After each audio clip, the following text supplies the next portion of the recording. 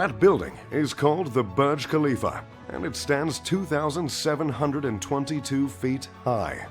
Yes, I'm sure you know a bit about the attractions of this amazing city, but today I'd love to get the chance to tell you so much more. So, here's all the over-the-top, wildly expensive things you can find in Dubai. But first, a tiny history lesson. How did Dubai go from being just a small desert town to the extravagant oasis it is today? The same way all of the other United Arab Emirates cities became so rich: oil. Abu Dhabi, just 90 miles from Dubai, is the richest city in the world, and it sits on 10% of the entire world's oil supply. This production of oil launched the United Arab Emirates into the first world. Millions were poured into Dubai, and it became one of the biggest cities in the Middle East. However, today, Dubai only makes 5% of its revenue from oil, because its reserves aren't nearly as lucrative as some of its UAE neighbors. Dubai makes the majority of its revenue from trade, real estate, and tourism. Dubai has become the business center of the UAE since it can no longer rely on oil production alone. But this adjustment has not discouraged this incredibly rich city from growing.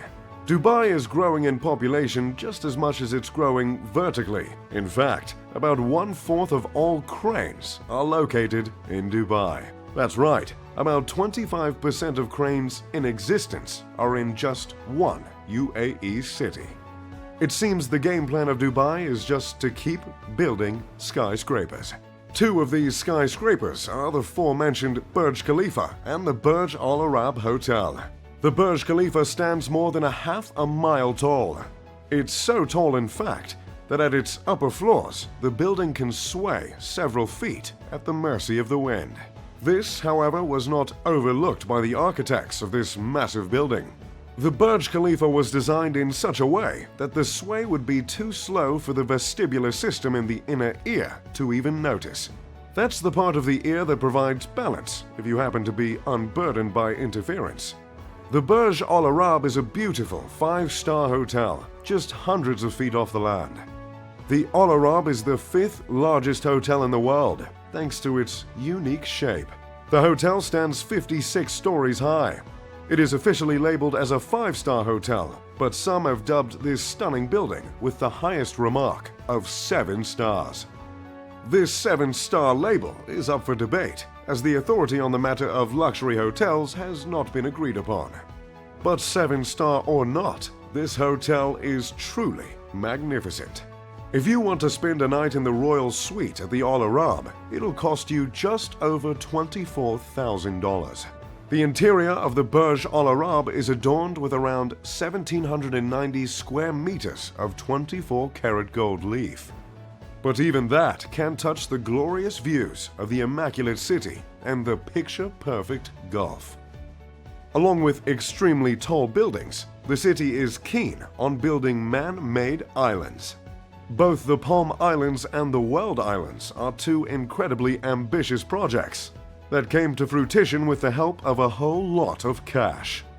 The construction of the Palm Islands not only cost $12 billion to build, but it also required 94 million cubic meters of sand.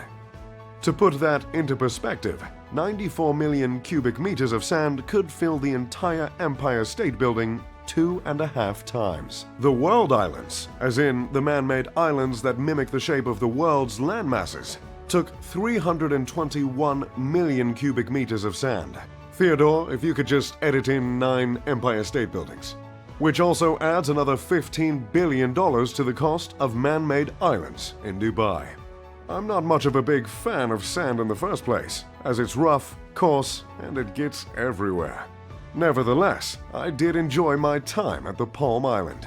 Like I've always said, nothing exfoliates quite like the warm water of the Persian Gulf. But that's enough talk about man-made islands, huh? Let's move on to the police force. Now, law enforcement isn't usually something that comes to mind when speaking in terms of luxury. But it sure is in Dubai. As a means of wooing the tourists, Dubai's police force uses supercars as their patrol vehicles.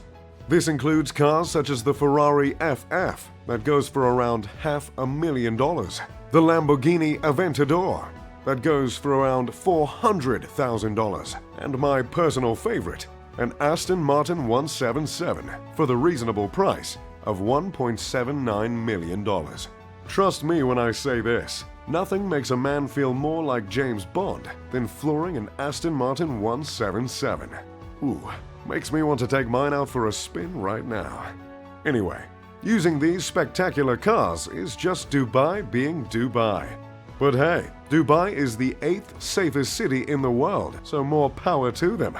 This isn't all due to the supercars, of course. The UAE, in general, has rather strict laws. Due to the Islamic constitutional monarchies that operate the Emirates government, some Sharia laws exist in Dubai as well. So if you're on vacation with your missus, checking out the bougie police force, make sure the two of you don't get caught smooching, because it might just get you deported. However, due to the extremely high amount of tourism, some places in Dubai are much more lenient. The serving of alcohol, for instance, would not be permitted in a traditional Middle Eastern setting. But it is in Dubai, in specific institutions such as hotels and clubs.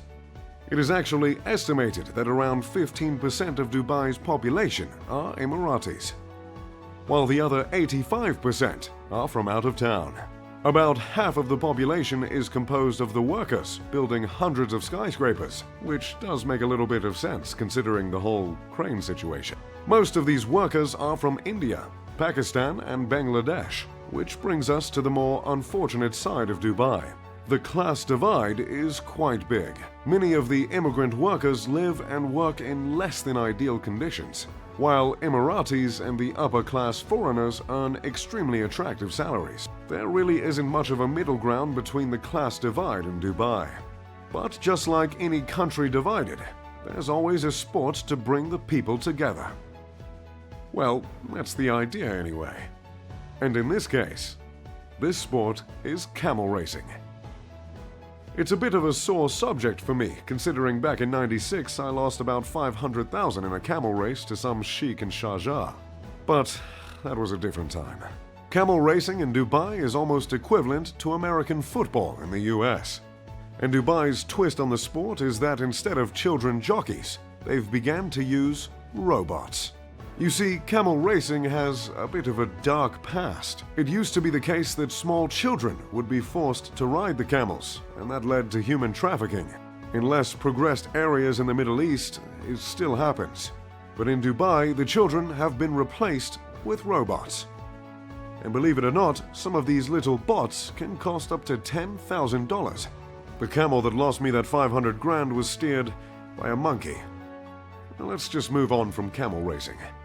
In the future, Dubai has some rather insane plans in the works. Dubai is planning to build a completely climate-controlled area of the city that spans 4.3 miles.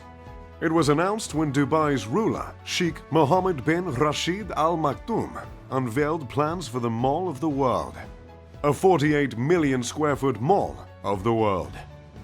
This miniature city will have a retractable dome and will not only serve as a massive pedestrian mall, but will contain hotels and apartments, along with roads and parks. The massive structure will more than double the size of Monaco. The idea starts to make sense when you consider Dubai can reach temperatures of 115 degrees Fahrenheit regularly.